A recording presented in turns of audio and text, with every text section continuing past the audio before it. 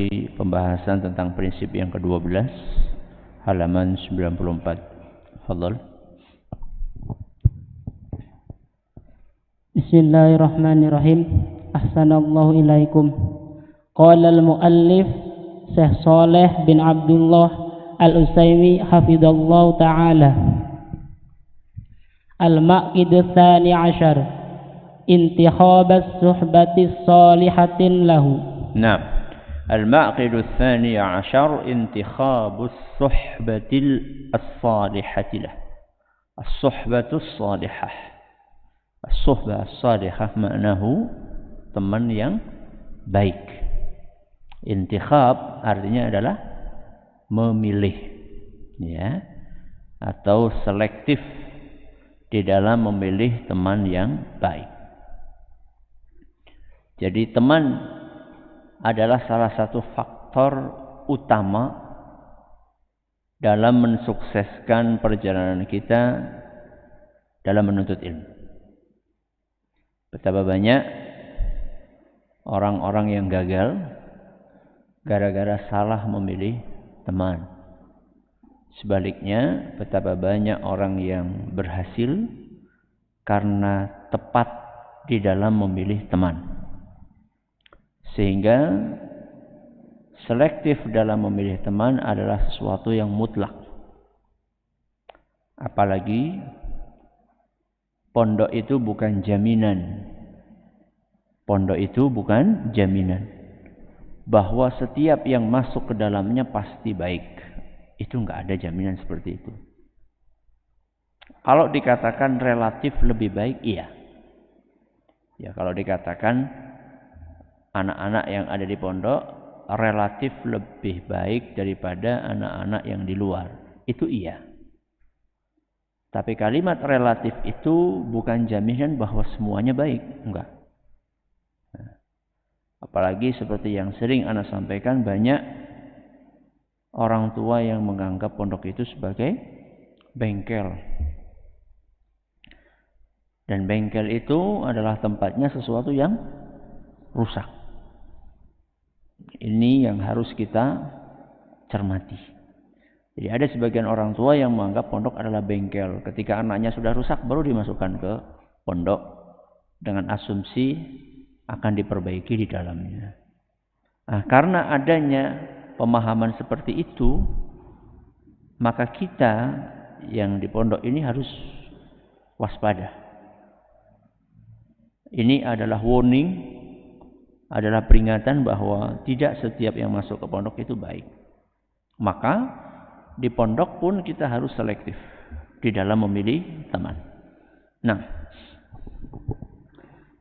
Ihtikhaduz zamili daruratun lazimatun fi nufusil khalqi fayahtaju talibul ilmi ila mu'asyarati ghairihi minat tullabi litu'inahu hadihil mu'asyaratu ala tahsilil ilmi wal ijtihadi fi talabihi wal jamalatu fil ilmi in salimat minal ghawaili nafi'atun fi wusuli ilal maqsudi wala yahsunu biqasidil ula illantihabi suhbatin salihatin tu'inuhu fa inna lil khalili fil khalilihi asaran illantihau asaron suhbatin illantihai suhbatin salihat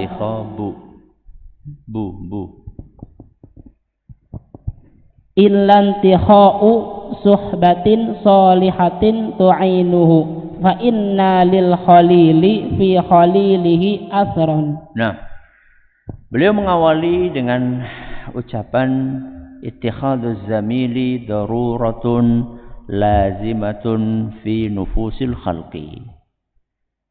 Memiliki teman adalah sebuah keniscayaan bagi manusia. Punya teman adalah sebuah keniscayaan. Artinya mau nggak mau kita harus punya teman, mau tidak mau. Kenapa? Karena kita adalah makhluk sosial. Makhluk sosial itu nggak bisa hidup sendirian. Saya punya teman Ustaz, nggak pernah keluar dari rumah, ya di rumah aja. Dia nggak punya teman Ustaz. Terus di rumah ngapain? Main HP. Main apa? Medsos. Ya itu teman. Ya. Jadi teman itu bukan hanya dunia nyata, termasuk dunia maya pun teman. Ya. Di situ antum ketemu dengan orang di Facebook, ketemu orang di di WA. Itu juga teman, sama aja. Artinya manusia itu memang sosok yang nggak bisa lepas dari teman. Mau anak pesantren, mau anak sekolah umum, mau tua, mau dewasa, mau muda, mau anak-anak, itu semuanya butuh teman. Ya. Nah, begitu pula santri, begitu pula penuntut ilmu. Fayahtaju talibul ilmi ila mu'asyarati ghairihi minat tullab. Begitu pula santri, dia perlu punya teman dengan sesama santri. Kenapa? Litu'inahu hadhihi al-mu'asyarah ala tahsilil ilmi wal ijtihad fi talabihi. Karena pertemanan itu akan membantu proses belajar. Kemudian juga akan membangkitkan semangat di dalam belajar. Jadi fungsi teman adalah untuk membantu. Kenapa demikian? Karena kadang-kadang santri nggak masuk karena satu dan lain hal. Akhirnya dia tidak mendengar langsung keterangan yang disampaikan oleh ustadz. Maka mau tidak mau dia nggak paham kan apa yang disampaikan hari itu. Dia perlu tanya sama temannya. Minimal seperti itu. Atau sekalipun nggak pernah absen, masuk terus. Nggak pernah absen nih, nggak pernah nggak masuk terus. Alhamdulillah sehat fisiknya. Apakah masih perlu teman? Perlu. Buat apa? Mungkin aja ketika masuk dia nggak paham dengan apa yang disampaikan. Pernah nggak antum masuk kelas dan nggak paham apa yang disampaikan? Mungkin sering. Ya. Maka perlu lagi teman. Lo kan bisa tanya ustaz. Bisa. Tapi kan waktu ustaz terbatas. Rata-rata antum ketemu ustaz hanya di kelas, di masjid. Terus siapa yang akan bersama antum di kamar? Siapa yang akan bersama dengan antum di kelas dari pagi sampai siang? Kalau bukan teman. Baik. Itu adalah terkait dengan proses belajar di kelas. Fungsi teman yang lainnya adalah mengingatkan, menguatkan, mendongkrak semangat. Itu fungsi teman. Tidak diragukan lagi bahwa ketika kita hadir di sebuah majelis dan di situ kita ada orang-orang yang ikut hadir, itu semangatnya akan berbeda dibandingkan ketika kita hadir di sebuah majelis yang hadir di situ cuma 1, 2, 3. Berbeda. Secara apa? Secara psikologis itu berbeda. Ketika yang hadir banyak dan yang lainnya pada semangat-semangat, maka kita jadi malu sendiri kalau malas. Akhirnya terdongkrak semangat kita. Teman yang lebih baik dari itu, ketika kita malas, ketika kita ngantuk, ketika kita lagi bete, ya, lagi nggak mood, maka teman yang baik akan mengingatkan, datang kepada kita. Antum lagi ada masalah apa? Lagi nggak semangat, ada apa? Kemudian dia berbagi cerita dengan kita. Ana lagi ada masalah. Masya Allah, masalah apa? Mungkin Anda bisa bantu. Dijelaskan, oh itu, Anda juga pernah mengalami masalah yang serupa. Solusinya kayak gini. Kenapa antum ya akhi? Waduh, Anda uang saku bulan ini belum dikirim sama orang tua. Wah, Anak malah dari bulan kemarin belum dikirim. Oh ternyata ada yang lebih parah. Ya. Kenapa antum ya akhir? Uang saku anak bulan ini cuma dikirimi 200. Buat jajan cuma dikirimi berapa? 200. Masya Allah. Anak cuma 50. Yang seperti itu kan membuat kita, oh ternyata anak ini masih mending dibandingkan yang lain. Atau teman, nggak ada uang saku, santai aja, nggak ada uang saku. Kenapa? Ya, tinggal makan yang banyak ketika apa? Ketika waktunya makan. Ya, nasi kan di sini nggak dibatasi, tak? Nggak dibatasi kan? Udah tinggal nasinya dibanyakin, ya lauknya dibatasi lah. Masa antum lauk ngambil 5 ya kasihan yang lain nggak dapat. Ya, lauknya 1 nggak apa-apa, tapi nasinya yang agak banyak dikit supaya bertahan sampai waktu makan berikutnya. Jadi istirahat itu tidak perlu turun ke koperasi karena sudah kenyang paginya makan. Ya, begitu pula sore-sore nggak perlu ngadang siomay, nggak perlu pergi ke perempatan sana nyari makanan. Tidak perlu. Kenapa? Karena siangnya sudah kenyang. Ya. Jadi teman itu penting untuk memberikan motivasi kepada kita. Ya. Ketika kita lagi down dan memang yang namanya semangat itu naik dan turun. Karena itu terkait dengan keimanan. Wal imanu yazidu wa yanqus. Iman itu bisa bertambah, bisa berkurang. Sehingga wajar kalau semangat pun juga demikian. Waz-zamalatu fil ilmi in salimat minal qawaidi nafi'atun fil wusuli ilal maqsud. Tapi pertemanan yang bermanfaat adalah pertemanan yang terhindar dari ekses negatif. Jadi pertemanan juga ada ekses negatifnya. Terutama kalau terlalu banyak. Ya, terutama kalau terlalu banyak. Antum pengen belajar kelompok 5 orang, nggak jadi belajar. Jadinya apa? Ngobrol. Kebanyakan itu ekses negatif. Jadi kalau antum pengen belajar maksimal 3 orang. Ya, belajar bareng maksimal 3 orang atau 2 orang. Ya, sehingga efektif. Nggak banyak ngobrolnya. Ya. Ekses negatif yang lainnya apa? Teman kita punya sifat yang tidak baik. Namanya setiap manusia pasti punya sifat yang tidak baik. Ya, ada punya sifat baik, ada sifat tidak baik, ada sifat positif, ada sifat negatif. Karena kita berteman dengan dia, ya kadang-kadang kita terpengaruh juga. Ya. Mungkin teman kita ini susah bangun. Awalnya kita ini gampang bangun karena kita berteman sama orang yang susah bangun, akhirnya jadi ketularan. Itu ekses negatif. Nah, pertemanan kalau terhindar dari ekses negatif itu dahsyat. Ya, pertemanan insalimat minal ghawail, seandainya pertemanan itu terbebas, nggak ada ekses negatifnya, kita betul-betul selektif memilih teman, nggak asal ketemu kita jadikan teman,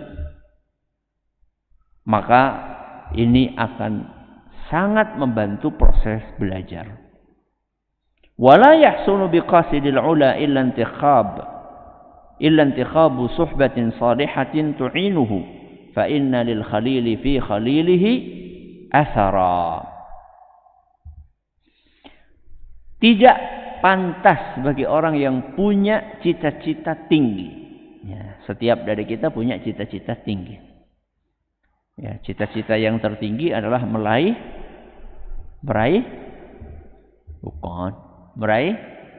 ridho Allah Azza wa Jalla.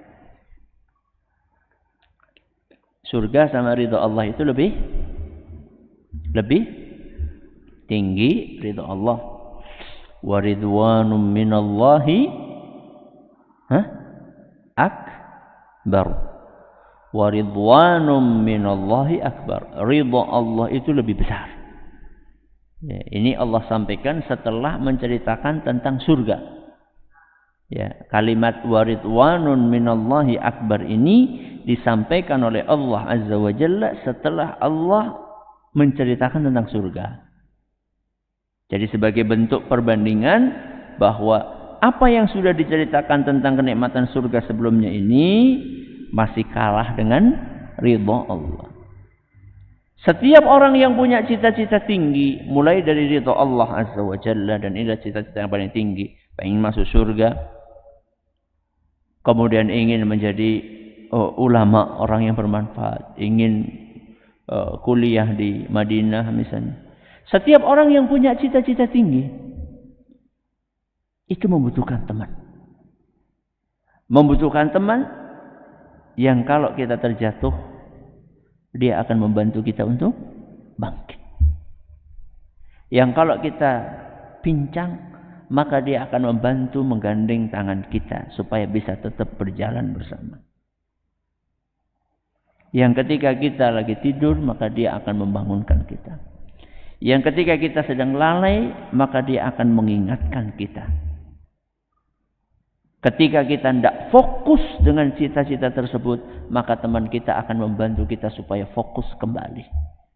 Maka siapapun yang punya cita-cita tinggi, dia memerlukan teman untuk membantu meraih cita-cita tersebut.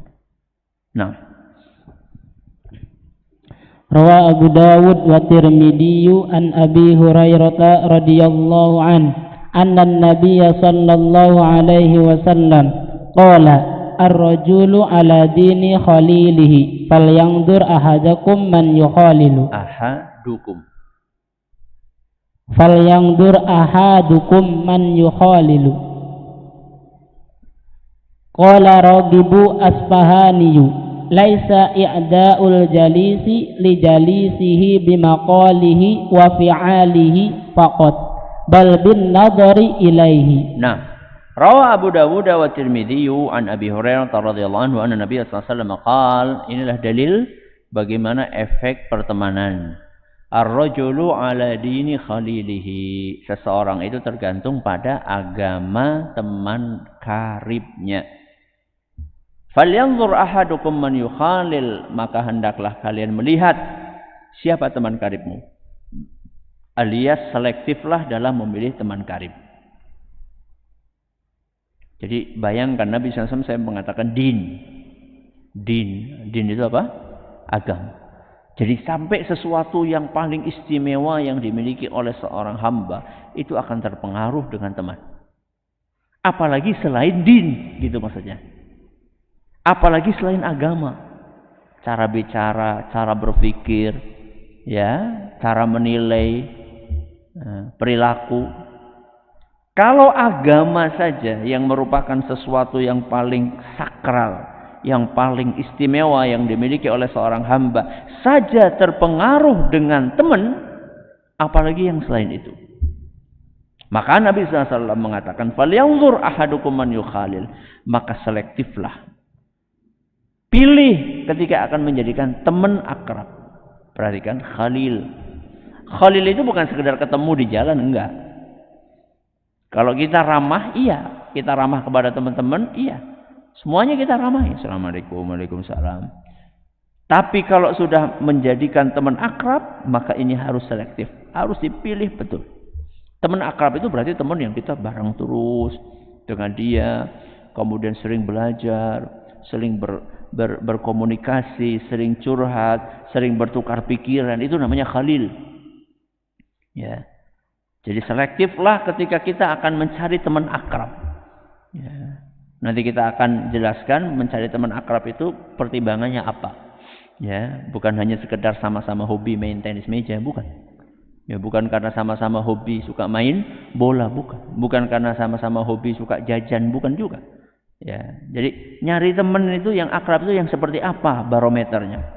Qala Raghib Al-Asfahani, "Laisa i'la'ul jalisi li jalisi bi maqalihi wa fi'alihi faqat, bal bin nazari ilaihi." Efek teman, pengaruh teman, penularan perilaku dari teman itu bukan hanya melalui ucapan dan perbuatan saja. Jadi dia ngomong, dia melakukan sesuatu, bukan hanya seperti itu saja. Tapi kata beliau, bal bin nazari ilaihi. Sekedar melihat saja itu bisa mempengaruhi perilaku kita. Jadi bukan sekedar dia nyuruh kita. Jadi bukan hanya dengan kita terpengaruhnya kalau dia nyuruh kita melakukan sesuatu. Bukan hanya dengan seperti itu. Sekedar kita ngelihat dia saja kita akan terpengaruh. Seperti itu dahsyatnya pertemanan. Ya. Teman kita nih, kita cuma ngelihat aja. Dia pakai celana ketat. Pakai celana apa? Ketat. Pensil. Celana yang nggak pantas dipakai oleh santri. Coba ngelihat aja.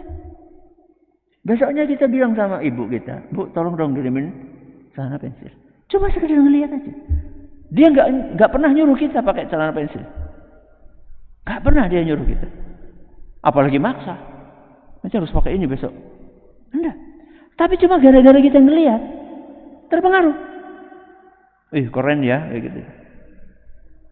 Teman kita cukur. Apa? Cukur yang aneh-aneh. Ya, dibikin jalan kutu di sini. Ada jalan kutunya. Ya, jalan tol buat apa? Buat kutu. Ya.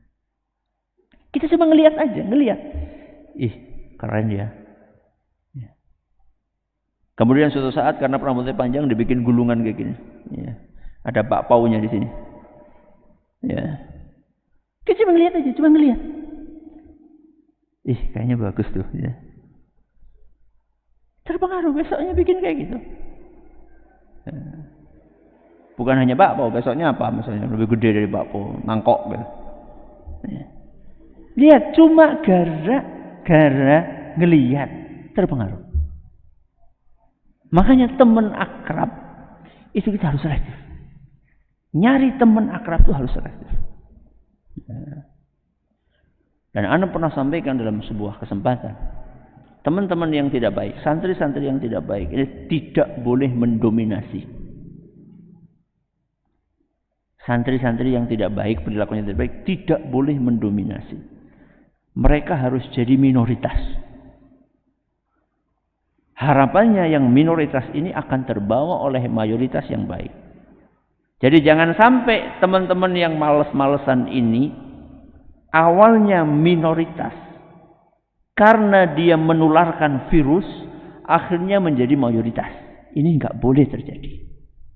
Ya, santri-santri yang malas, ya, santri-santri yang nggak semangat belajar, ini harus jadi minoritas.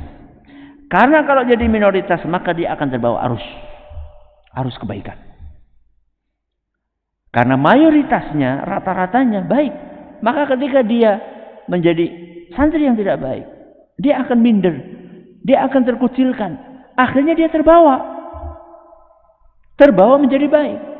Gak boleh sebaliknya, santri yang gak baik dominan dibandingkan yang gak baik, akhirnya yang baik-baik malah terbawa arus oleh mereka. Ini tidak boleh terjadi yang seperti ini. Ya.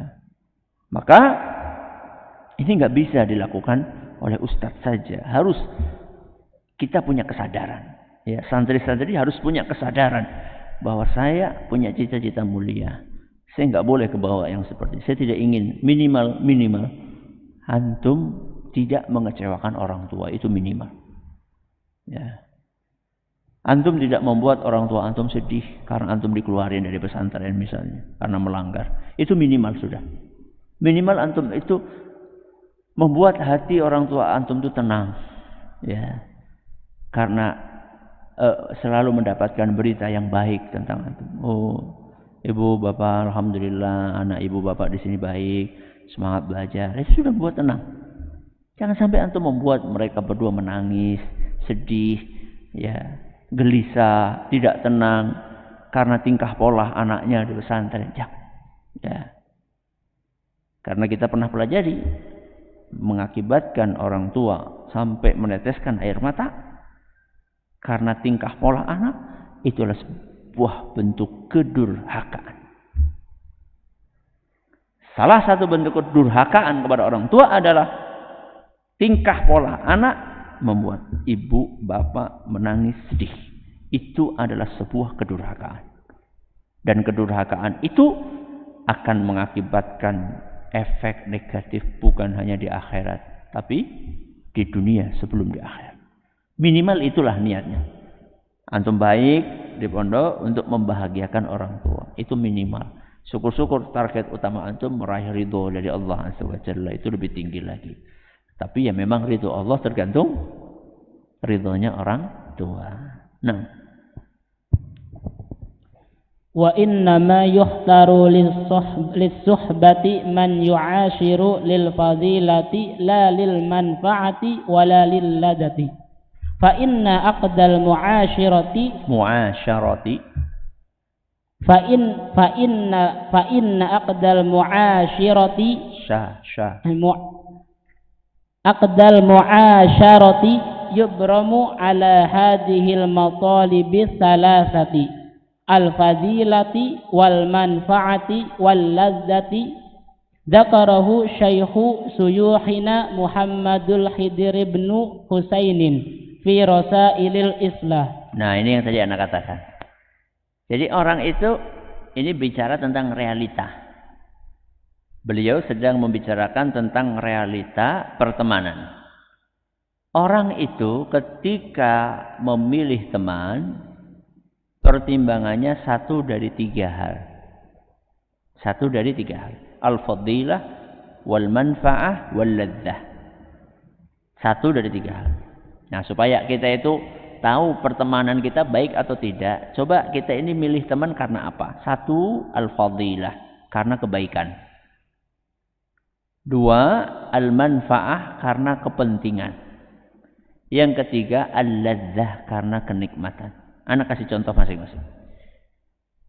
Kenapa ente berteman sama dia? Satu, karena kebaikan al-fadilah. Kenapa? Karena sama-sama punya cita-cita yang baik, pengen ke Madinah, misal. Pengen hafal Al-Quran, misal. Sama-sama pengen menjadi ulama, misal. Sama-sama pengen bisa membaca kitab para ulama. Sama-sama pengen bisa berdakwah dengan lisan dan tulisan sebaik mungkin. Karena antum satu misi, satu visi, maka antum jadikan dia sebagai teman. Ini adalah berteman dengan motivasi al-fadilah, kebaikan. Dan inilah cara memilih teman yang terbaik. Maka sebelum berteman, antum harus menjajaki. Antum harus ngobrol sama teman antum ini. Harus ngobrol. Untuk mengetahui sebenarnya dia itu punya cita-cita apa. Ya. Sebenarnya dia punya visi dan misi apa. Antum tanya. Ya, bisa dengan tanya. Antum habis ini pengen kemana? Ya. Habis dari pondok ini pengen kemana cita-citanya? Pengen ngapain? Mulai akan kelihatan. Ya. Mulai akan kelihatan. Ya. Oh, saya pengen, misalnya kayak tadi pengen ke Madinah, pengen ngapal Quran. Ya, oh, ini berarti kayaknya sudah mulai sama apanya? Frekuensinya. Tapi sekedar mengucapkan aja nggak cukup. Ana pengen ke Madinah, tapi jarang masuk kelas. Hah? Berarti kan antara yang diucapkan dengan kesehariannya nggak sinkron. Berarti ini bukan teman yang baik. Teman yang baik adalah teman yang sama-sama punya cita-cita yang mulia dan sama-sama punya upaya untuk menggapai cita-cita mulia itu. Jadi bukan sekedar diapakan? Diomongkan aja. Oh, saya pengen hafal Quran, tapi jarang baca Quran. Ini bukan teman yang baik. Gak pernah murojaah, bukan teman yang baik. Ya. Oh, saya pengen bisa baca kitab di perpus, sekali-kali ke perpus cuma untuk ngadem tidur. Ya. Gak pernah kita lihat dia itu buka-buka kitab. Ya. Gak pernah kita. Nah, yang seperti ini adalah cara memilih teman. Diajak dia ngobrol, diskusi, kemudian setelah itu kita perhatikan kesehariannya, cocok enggak, mendukung enggak cita-cita dia. Baik. Ini pertimbangan yang pertama, al-fadilah. Apa al-fadilah? Kebaikan. Yang kedua, pertemanan itu dilihat dari al-manfa'ah. Manfa'ah itu adalah manfaat, kepentingan. Kepentingan apa? Ya macam-macam. Kepentingan bisnis yang paling gampang. Kepentingan apa? Bisnis. Kenapa ente berteman sama dia? Ya sama-sama jualan. Ya, ana sering ngambil barang dari dia, atau sebaliknya dia sering ngambil barang dari ana. Ini adalah berteman karena kepentingan. Ya. Kenapa berteman sama dia? Ya, ana pengen daftar di sana, siapa tahu dia bisa bantu ana. Ya. Kenapa ente berteman sama dia? Ya, dia kan dekat sama calon mertua. Ya. Siapa tahu dia bisa ngelobi. Ini berarti kepentingan. Ya, berteman karena kepentingan. Bagus atau tidak tergantung kepentingannya baik atau tidak. Ya.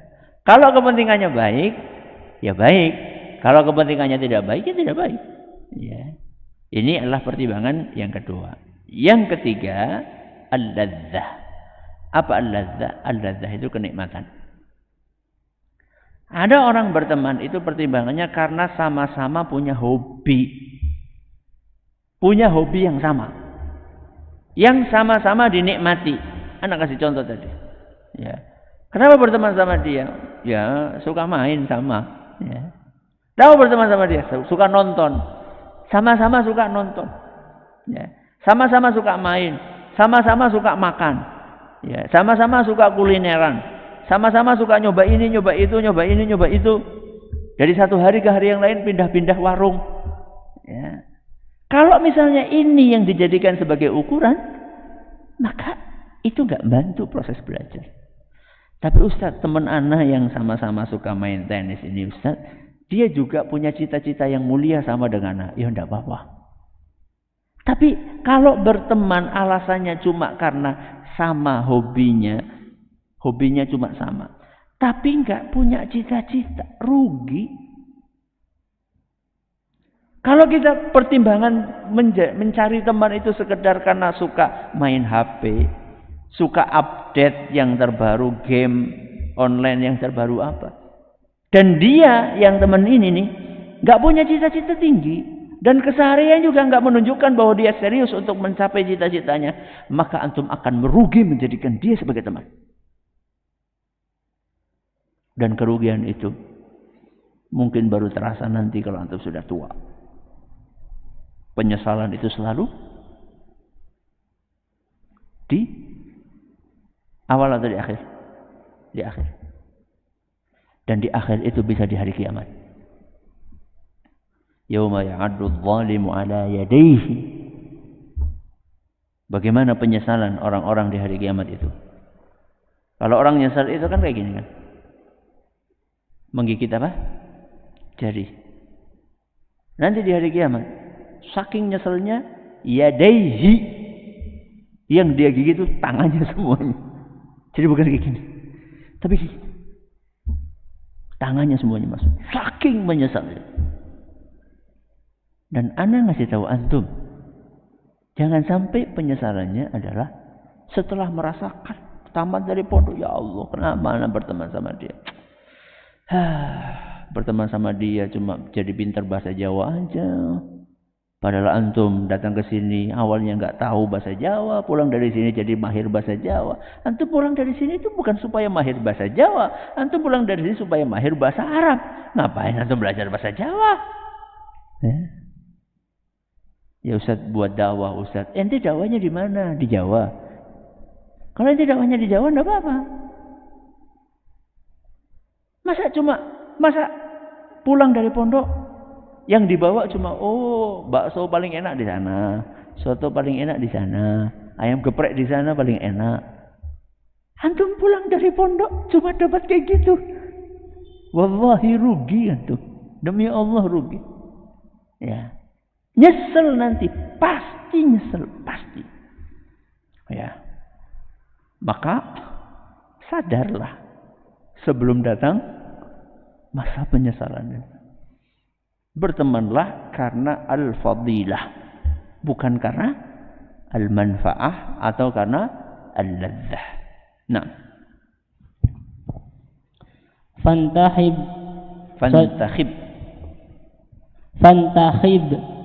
sadiqal fadilati zamila fa innaka tu'rafu bihi.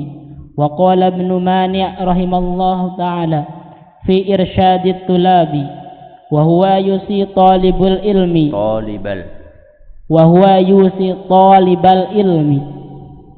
wa yahdaru kulla hadari min mukhalatatil sufaha'i wa ahlil mujuni wal waqahati wa sayyi'is sum'ati wal aghbiya'i wal bulada'i fa inna mukhallatatahum sababul khirmani wa syaqawatil insani. Maka kata beliau, fantakhib sadiqal fadilati zamilan fa innaka tu'rafu bih. Pilihlah teman yang sama-sama punya cita-cita mulia karena engkau akan dikenal dengan teman itu. Engkau akan dikenal dengan teman itu. Buktinya apa? Buktinya kalau ditanya, si fulan kenal, oh temannya si Anu. Orang tuh kayak gitu. Jadi kita itu akan dikenal, diingat oleh orang lain dengan teman kita. Coba bayangkan. Antum di pondok, iya, pondok mana? Sana, Tunas ini. Antum di kelas berapa? Oh, antum kamar berapa? Oh, antum ini temannya si Anu itu yang jarang masuk ya. Oh, antum itu temannya itu yang sering kabur ya. Jadi teman itu akan nempel kepada kita, tuh akan nempel. Coba kalau misalnya teman, antum sekamar sama. Oh, anu tahu itu orangnya masya Allah semangat belajarnya, walaupun antum nggak semangat. Oh, anu tahu itu masya Allah orangnya ya Allah di soft pertama terus sholatnya, walaupun antum di soft terakhir terus. Tapi karena antum berteman, akhirnya orang itu image yang terbentuk itu adalah ini temannya siapa? Jadi berteman dengan teman yang baik itu menguntungkan, berteman dengan teman yang baik itu merugikan. Kemudian Syekh Ibnu Mani rahimahullah menyebutkan beberapa contoh teman yang enggak baik. Wa yahdhar kullal hadari min mukhalatitus sufaha'i, ya. Orang-orang yang dungu, ya, orang-orang yang dungu itulah orang-orang yang perilakunya enggak baik. Gak banyak pertimbangan, ya, pendek akal. Wa ahlul mujuni wal waqahah, orang-orang yang nggak punya malu, ya, yang reputasinya buruk, ya, nggak punya malu itu ya melanggar santai aja gitu, cuek, ya. Keluar kamar pakai celana pendek nggak malu, itu namanya ahlul mujun, ya, nggak punya malu, ya. Melanggar biasa aja, nggak ada penyesalan, ya. Wasayyi'is sum'ah, orang yang reputasinya sudah buruk, sudah dikenal, ya, kenal di asrama ini orang nggak peduli, suka ngelanggar, ya, suka nggak dengerin nasihat, ini jauhi. Beliau katakan yahdhar kullal hadar, harus dijauhi. Wal aghbiya'i wal bulada, dan juga dengan orang-orang yang bebal, maaf, yang tolol itu maksudnya diomongin susah banget lah, ya. Jadi bukan orang yang EQ-nya rendah, ya. Kalau orang yang EQ-nya rendah dan dia semangat itu tidak tercela, ya. Karena memang itulah pemberian dari Allah Azza wa Jalla. Ini enggak, bukan karena EQ-nya rendah dan dia tetap semangat, bukan. Memang dia ini orangnya enggak pedulian, enggak peduli dalam arti terserahlah orang mau ngomong apa, melanggar, dinasihati atau apa, enggak peduli, ya, ini yang dimaksud. Fa inna mukhalatatuhum sababul hirmani wa syaqawatil insan. Karena berteman dengan orang seperti mereka secara intensif, mukhalatah itu intensif. Jadi bukan sekedar mengingatkan, ketemu mengingatkan, enggak, itu bukan mukhalatah, itu munasahah.